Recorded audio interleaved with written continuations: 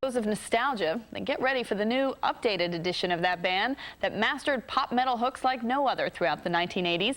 The Def Leppard for the 90s released its first studio album in 4 years called Slang last week and resurfaced in, of all places, the backyard of a UCLA frat house. Check it out.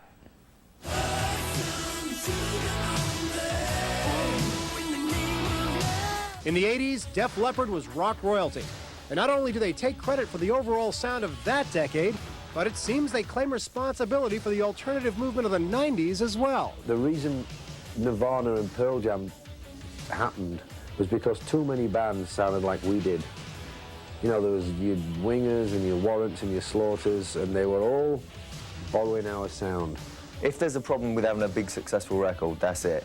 It's people copying it and burning your sound out for you.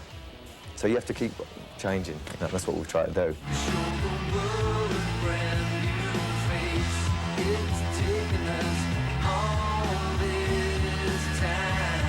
Their latest effort is Slang, a self-described organic 90s version of Def Leppard.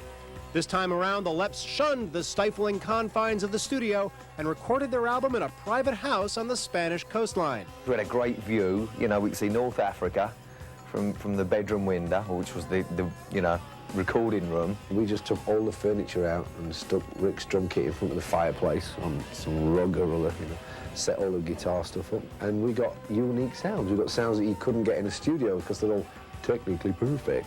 Amidst the beautiful Mediterranean setting, the group looked to the other side of the Atlantic for inspiration. We found ourselves more and more leaning towards black music, whether it be TLC, whether it be Boyz II Men, or whether it be Sly and the Family Stone with like wah wah bass and all this kind of stuff. It's like we just wanted to take in bunches of different influences that weren't just the standard, oh God, we've heard it all before kind of stuff, you know.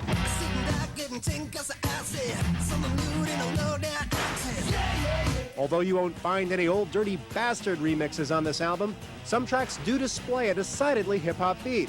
Def Leppard unveiled their latest fare, along with some old favorites, at a UCLA fraternity last week as part of a radio promotion.